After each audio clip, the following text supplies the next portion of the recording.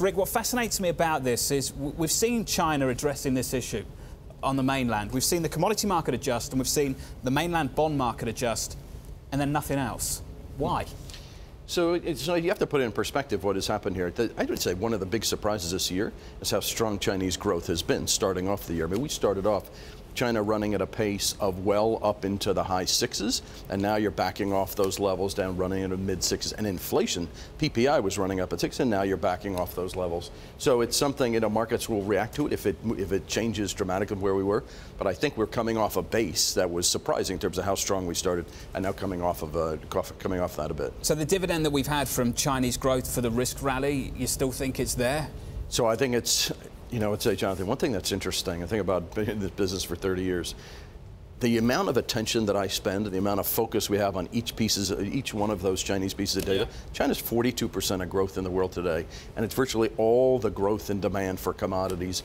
It is literally something that has to be on the top of your mind. And quite frankly, I would say today, part of what the global growth has been, exports, particularly Asian exports, have been amazingly strong this year, but you got to keep an eye on China. My sense is it is going to slow from the heady pace it's been at, but still be at pretty good levels, certainly through the October plenum.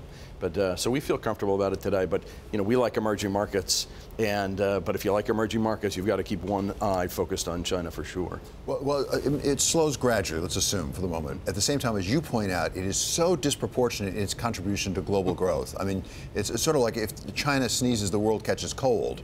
Can we afford even a moderate reduction in growth in China globally? What's going to pick up the slack? So the consensus view, which I adhere to, is the U.S. The U.S. growth is pretty good, although we'll talk a bit about that. You know, clearly U.S. is you know, some disappointing data, but I would argue U.S. is looked to as that. If you said to me, if China sneezes, the thing you've got to pay attention to is there's such a big part of global trade, there's such a big part of Asian trade, commodity trade. The impact on emerging markets is dramatic. But the U.S., I think second half of this year, people will be comfortable with U.S. growth. And how much of the slowdown in growth rate in China is attributable simply to their getting their arms around their credit growth situation? Are they doing that the right way, a prudent way? Will it work?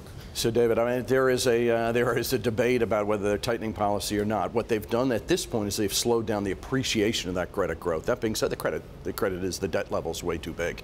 So they've slowed down the rate of growth. It'll be, you know, something that's really important today. How do you start to bring it down? And that's going to be pretty important. As long as you keep growth up, then that credit problem becomes certainly less significant. But it is, listen, this is a huge country that's grown in extraordinary ways over the last 10 years, largely through credit, and it's too big today. The credit's too big. And it's not just a question of whether the credit's growing or not growing, but what is the credit being used for? There are productive investments going to be made with that credit, and there are less productive ones that could give them real problems down the road. How are they doing on really directing the credit in the right places?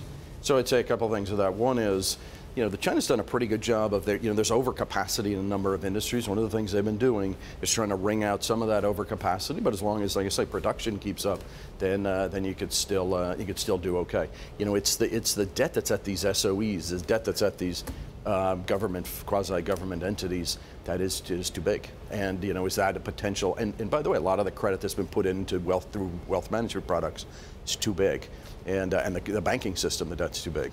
Anyway, you can, as long as you keep growing, as long as the government manages it, and you know, they're going to push-pull around policy, and you know, that's a fine art. And will they do?